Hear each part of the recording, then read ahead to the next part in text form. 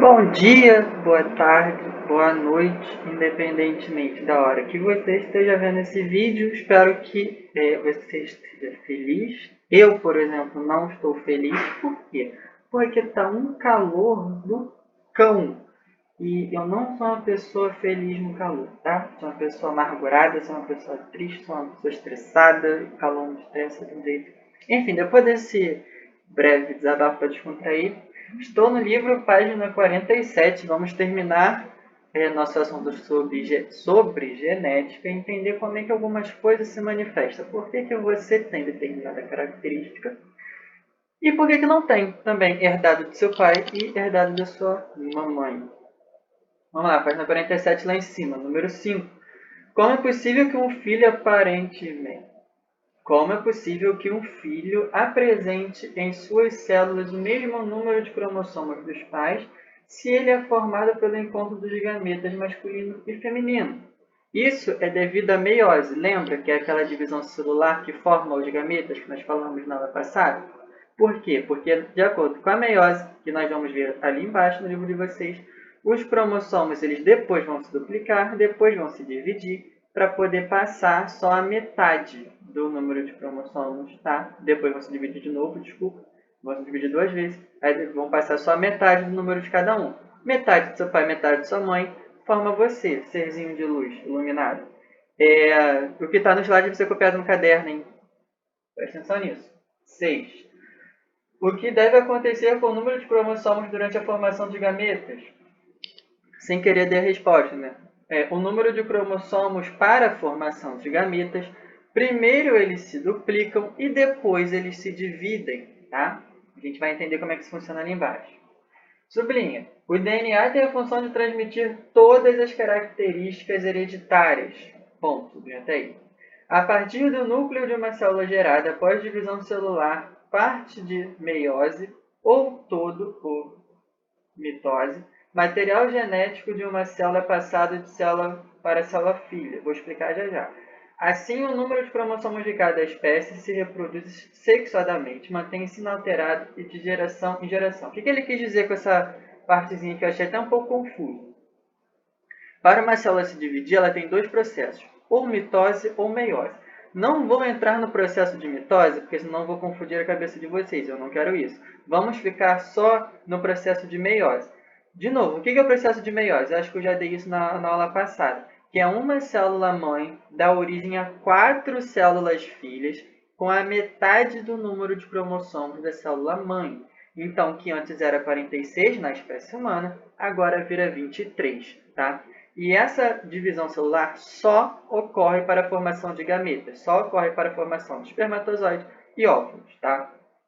Mitose é um outro tipo de divisão celular, mas vocês não vão entrar nesse assunto com vocês agora, eu acho que também nem deve ter, porque senão vai confundir mitose com meiose, e eu quero que vocês ficam só na meiose. Entendam bastante o que significa meiose.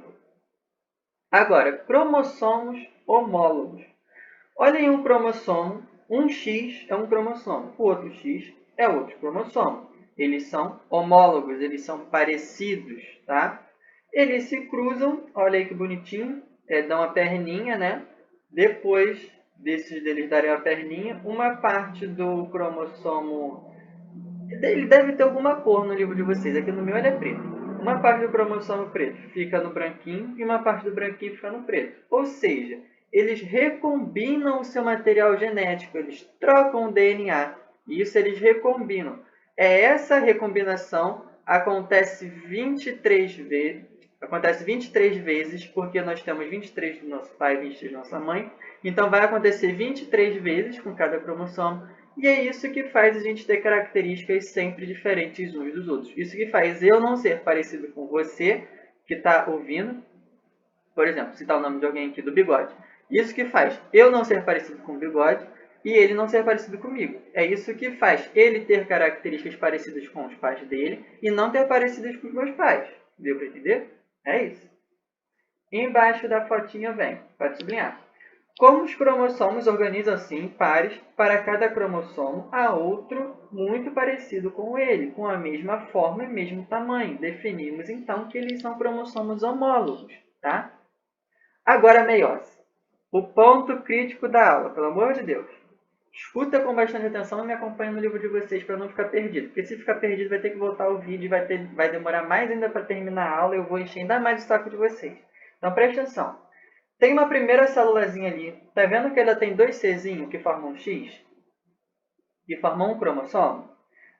Cada Czinho desse, vamos por letrinha assim, Czinho, é um alelo, tá? Se chama alelo. Cada Czinho, um alelo.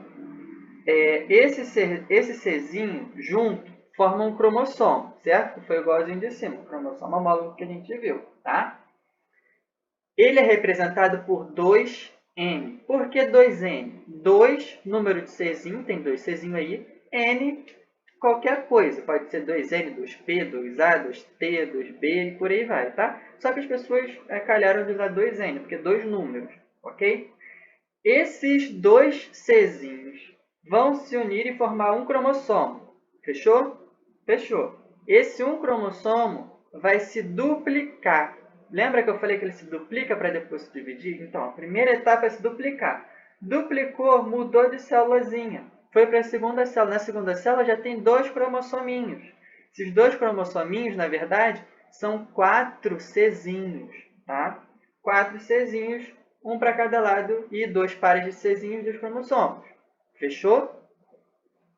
Agora passou de 2N para 4N. Por quê? Porque tem 4 Czinhos, 4 alelos. Tá? Presta atenção. Essa célula vai se dividir a primeira vez, mandando um cromossomo para cada um, formando cada célula com 2N de novo, como mostra aí, tá? Só que agora nós temos duas células com 2N, duas células com o mesmo número de cromossomos da mãe. Mas como nós estamos na meiose, nós precisamos chegar na metade do número de cromossomos da mãe, tá? Continuando a divisão celular, cada uma dessas duas células vai se dividir de novo e cada uma vai ficar com um Czinho, cada uma, tá? Falei cada uma várias vezes, mas cada uma vai ficar com um Czinho. Olha aí, ó.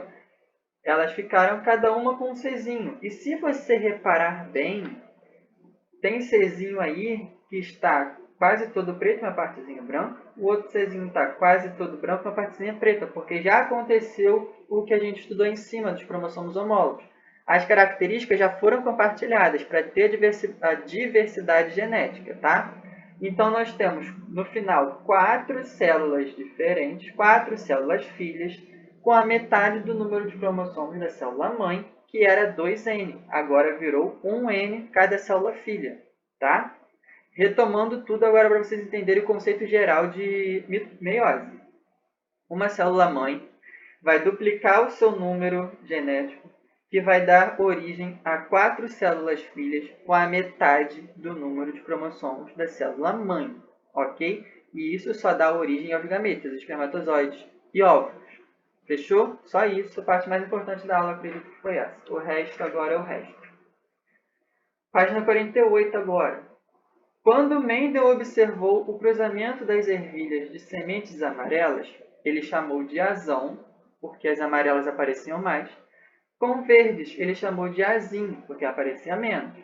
Verificou que a característica era determinada por um alelo dominante da planta que produzia sementes amarelas. Ele chamou também de azão. O fator mendeliano que fazia a planta produzir sementes verdes, ele chamou de azinho e falou que é o alelo recessivo desse mesmo gene. Então, agora nós temos outros dois conceitos. Lembra que aquele Czinho, cada Czinho é um alelo.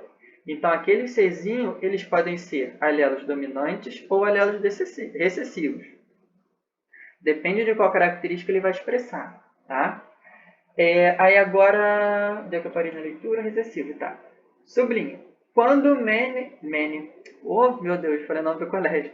Quando Mendel trabalhou com ervilhas puras, esses indivíduos carregavam o núcleo de suas células um par de alelos idênticos, ou seja, ou eram azão-azão, ou eram azinho-azinho, chamados de homozigotos, tá? Quando um ser carrega pares de alelos iguais, ele é chamado de homozigoto. Quando carregam suas células um par de alelos diferentes, um Azão e um Azinho, ele é chamado de heterozigoto. Isso independe da característica que ele vai expressar, tá bom? Homozigose e heterozigose só acontecem em relação aos alelos que ele transporta, não a característica que ele expressa, são coisas diferentes. Caso o alelo que ele transporte sejam iguais, os dois sejam iguais, quer dizer que ele é homozigoto. Caso os alelos que ele transporta sejam diferentes, ou seja, um maiúsculo e um minúsculo, um azão e um azinho, ele é chamado de heterozigoto, tá bom? Aí no livro de vocês vem uma experiência, caso vocês queiram fazer, vocês podem fazer, mas ao meu ver não tem muita coisa importante fazendo essa experiência não, tá? Depois dessa experiência eu vou explicar para vocês o negócio da orelha, do lóbulo da orelha. Que inclusive agora, na página 49. Vejamos agora como as características hereditárias condicionadas dependem da interação dos genes alelos. Sublinha. A ação de um gene, ou seja, a interação dos genes alelos, pode se manifestar de duas formas. Tá? Ela pode se manifestar de uma forma dominante e pode se manifestar de uma forma recessiva, as características que a gente vem sempre falando. Só para não ficar uma ponta solta, aqui eu coloquei mais uma observação em relação a essas duas coisas aqui, essas duas informações. A letra maiúscula é usada para expressar a característica dominante e a minúscula recessiva. Então, sempre que há uma letra maiúscula, é de uma característica que será observada. Para manifestar uma característica recessiva, somente em homozigotos recessivos, ou seja, duas letras minúsculas. Tá? Passando aqui, ó.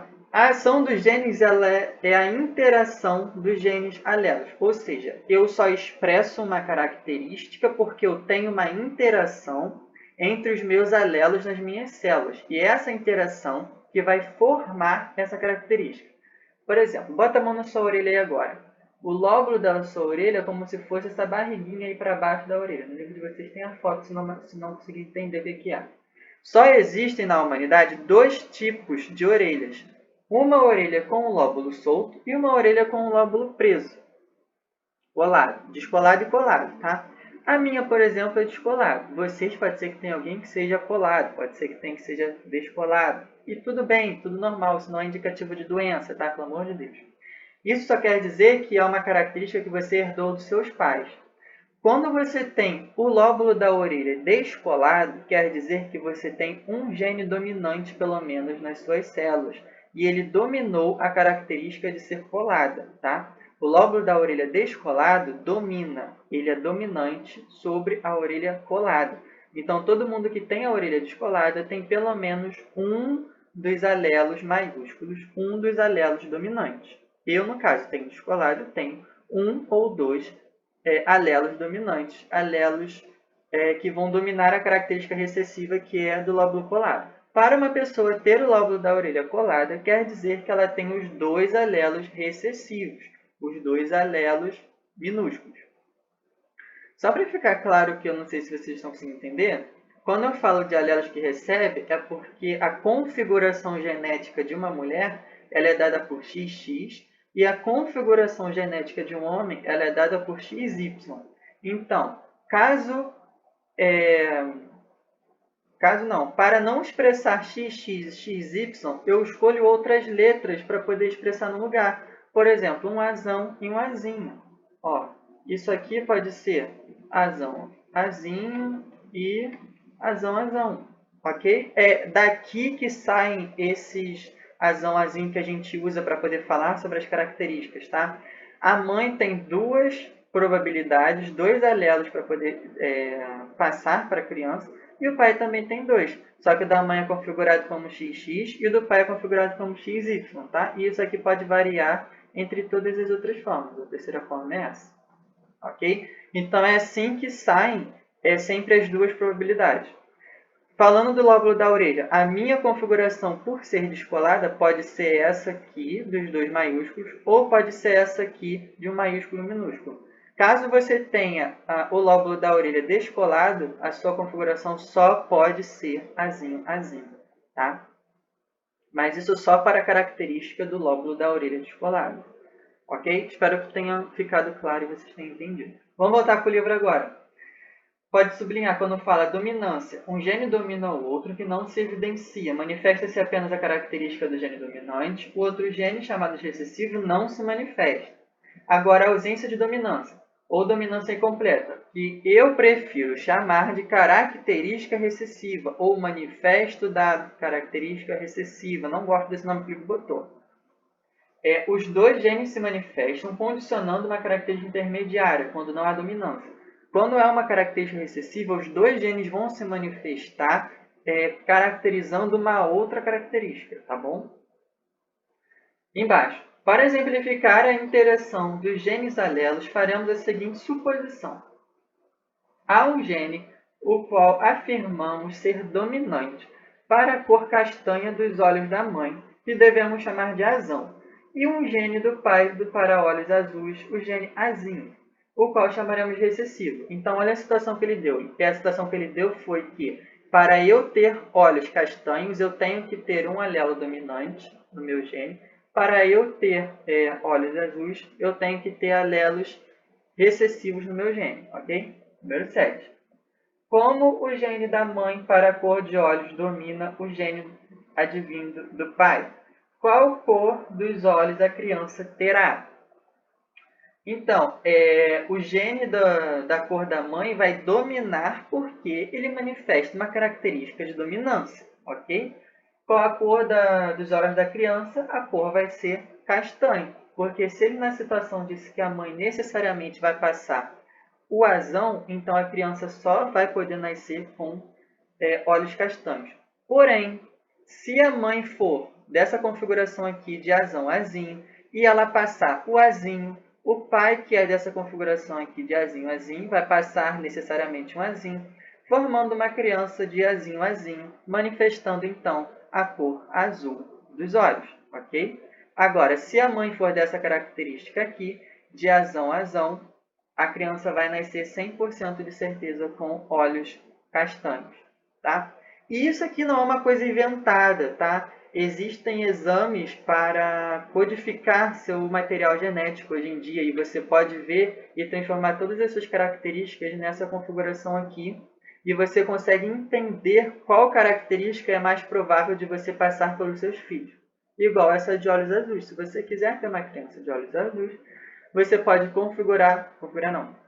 você pode decodificar o seu material genético com um exame celular. Isso é feito indolor, é só coletar células dos seus gametas. Dessas células dos gametas coletadas, o médico, né, o biólogo, biocientista, biomédico, enfim, o que for, vai fazer um detalhamento do seu material genético, vai ler todo o seu DNA e vai ver qual a probabilidade de você passar aqueles genes para as suas crianças, tá? Isso existe de verdade, isso é um conceito bem importante. Embaixo. Entendemos porque você chegou a essa conclusão. A pessoa com olhos azuis tem dois genes chamados de azinho, então é representada como azinho-azinho. Já a pessoa com olhos castanhos pode ter dois genes azão, sendo representada por azão-azão, ou um gene azão e outro azinho, sendo representada por azão-azinho, que foi o que eu expliquei para vocês. Sublinha. O gene recessivo é representado sempre por uma letra minúscula e o gene dominante pela mesma letra, só que maiúscula. Pode parar de sublinhar. Quando afirmamos em genética que uma característica é dominante, isso não significa que ela deverá obrigatoriamente manifestar-se na descendência. Na verdade, quer dizer que a característica é determinada por um gene que se manifesta em doses simples, mesmo que outro gene do par, do seu alelo, seja aquele que determina a característica recessiva. Deu significado de dominância de novo.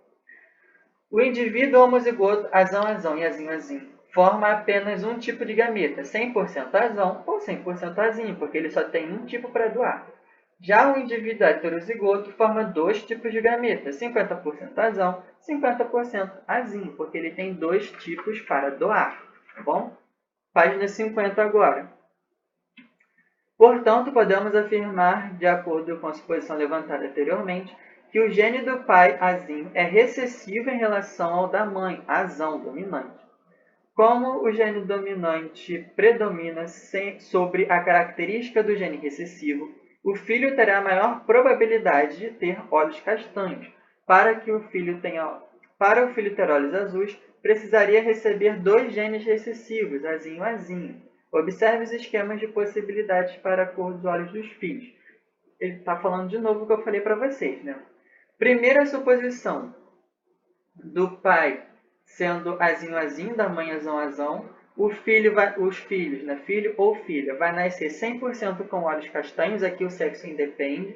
Segunda probabilidade, do pai sendo azinho azinho e da mãe sendo azão azinho. O filho vai nascer 75% castanho, tá? E 25% com olho azul. Atente-se a essas expressões, tá?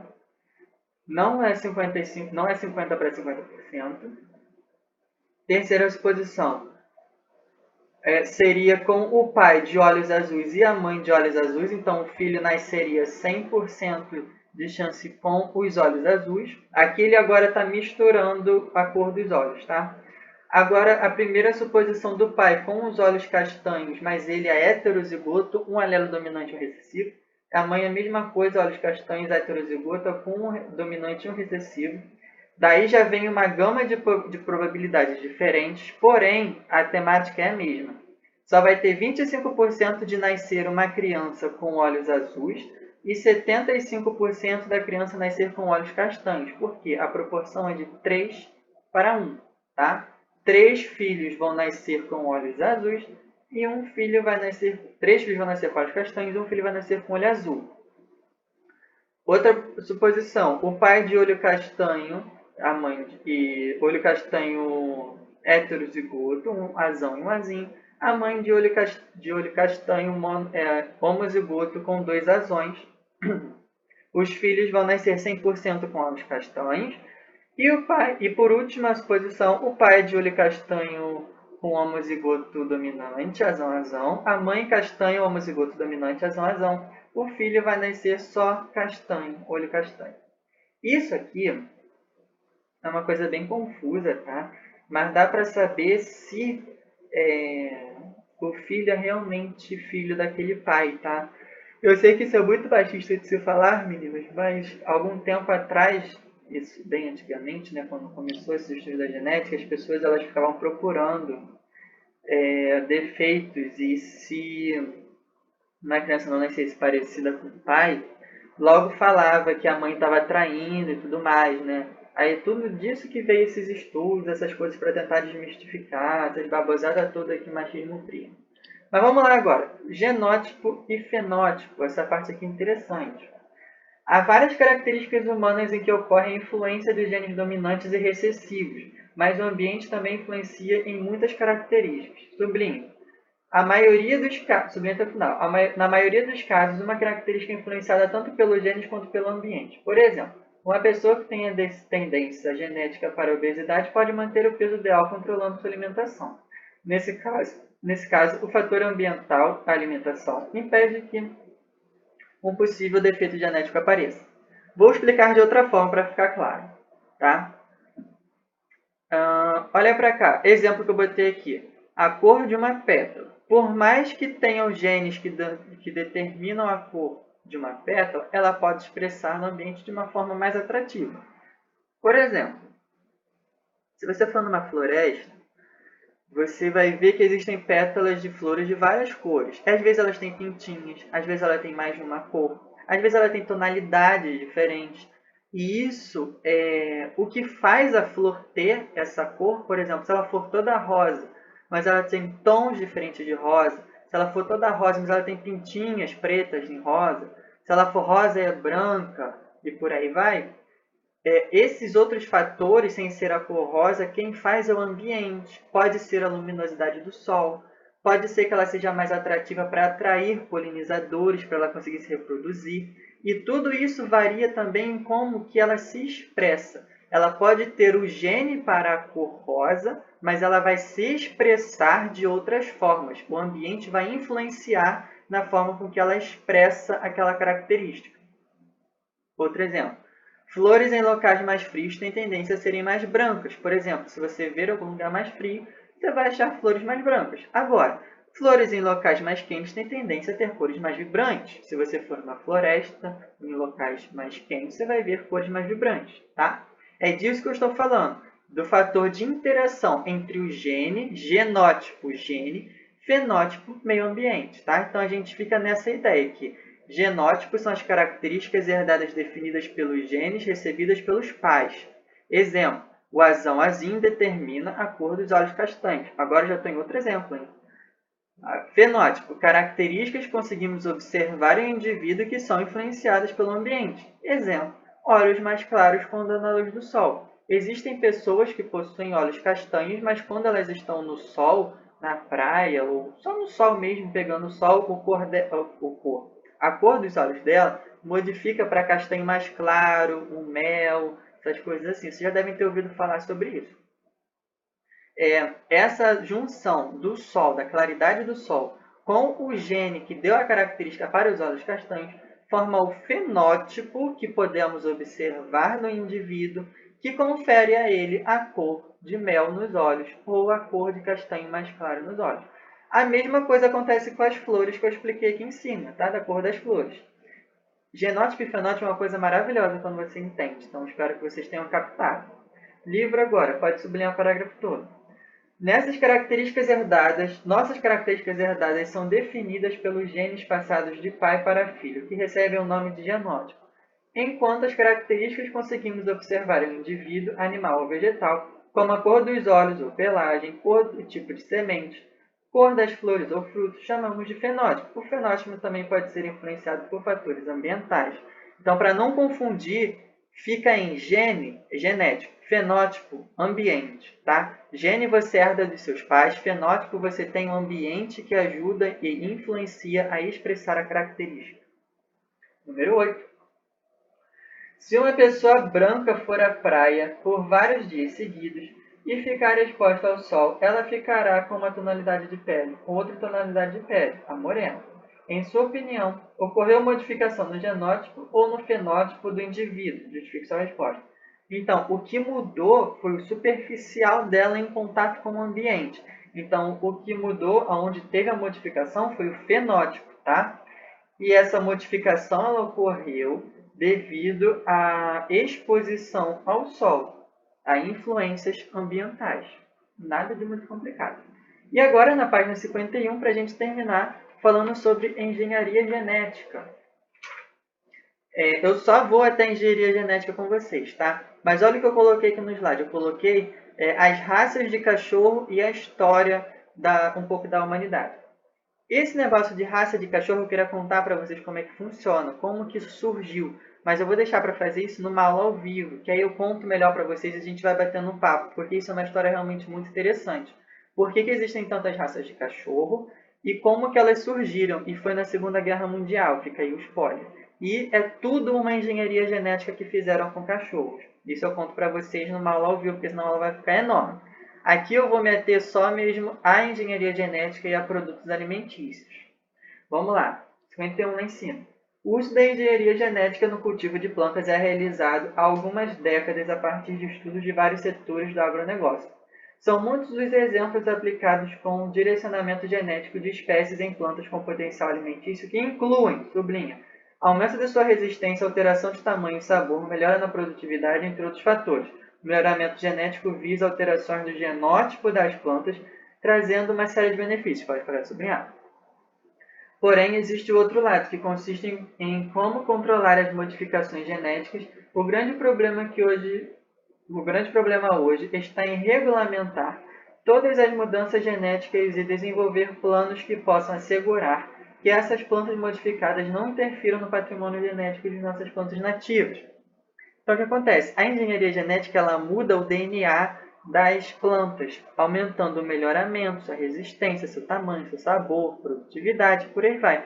É isso que são produtos transgênicos. Eu botei até aqui uma última setinha de produtos transgênicos. É produtos transgênicos, não é produtos transgêneros, não, tá? Porque eu mesmo confundo muito isso. Transgêneros quer ver com sexualidade. Transgêneros é o contrário de pessoas cis. Transgêneros são pessoas que não se identificam com o sexo biológico ao qual nasceram, tá? Produtos transgênicos são alimentos geneticamente modificados, muitas das vezes produzidos em laboratório de maneira artificial, e podem causar diversos riscos à saúde. Por quê? Porque é um produto artificial, você vai manipular ele não veio da natureza. Tudo aquilo que não veio da natureza pode causar problemas à nossa saúde, como, por exemplo, aumento de alergias, resistência a antibióticos, ingerir substâncias tóxicas, porque aquilo não é natural que você está comendo. Geralmente, quando tem um alimento transgênico, tá vendo? Já errei. Transgênico, ele vem na embalagem com um Tzinho em amarelo. E aquele Tzinho amarelo significa que ele foi geneticamente modificado e que ele precisa ser consumido de uma maneira moderada. Ele não pode ser consumido de uma forma exacerbada, não. Tá? Você tem que ter um cuidado na hora de consumir aquilo ali. É claro que hoje, com muitos estudos e pesquisadores desenvolvendo, claro que isso de doenças está menos fundamentado, né, está mais controlado, mas ainda assim é preciso de um cuidado, né, para poder consumir esses produtos. Se vocês quiserem pesquisar na internet sobre produtos transgênicos, eu acho uma boa, tá? Porque é sempre bom vocês se manterem antenados sobre as coisas. Aí vem o número 1, para a gente terminar. No nosso dia a dia, você sabia que, quando comemos um prato de arroz com feijão e um tipo de carne, alimentamos-nos com comida geneticamente modificada? Que alimentos que você desconfiaria que seriam geneticamente modificados e por quê? E os alimentos chamados orgânicos, será que também são geneticamente modificados? Primeira pergunta. Quando comemos um prato de feijão, arroz com feijão e um tipo de carne, alimentamos-nos com comida geneticamente modificada? Depende. Se o produto foi comprado e na embalagem tiver o Tzinho em amarelo, ele foi geneticamente modificado. Que alimentos você desconfiaria que seriam geneticamente modificados? Alimentos que devem ser produzidos em larga escala, como, por exemplo, derivados do trigo, biscoitos, e por aí vai. Por quê? Porque eles precisam ser produzidos em larga escala para poder alimentar mais a população. Precisa ter uma maior demanda desses produtos. E os alimentos ditos orgânicos, será que eles são geneticamente modificados? Não.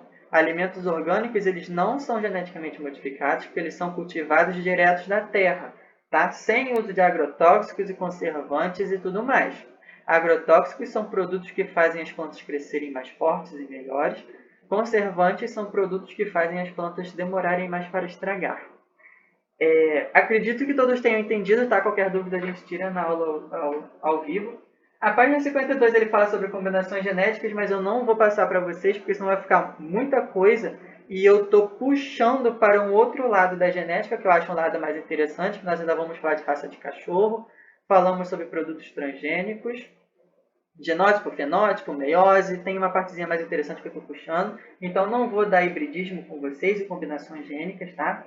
Páginas 53, 54 e 55, vocês façam para casa, que a gente corrige na aula ao vivo também, que dá tempo de fazer tudo, e a gente corrige metade em uma aula ao vivo, metade em outra, e todo mundo fica feliz, ok? Eu termino por aqui, então, e tchau, tchau.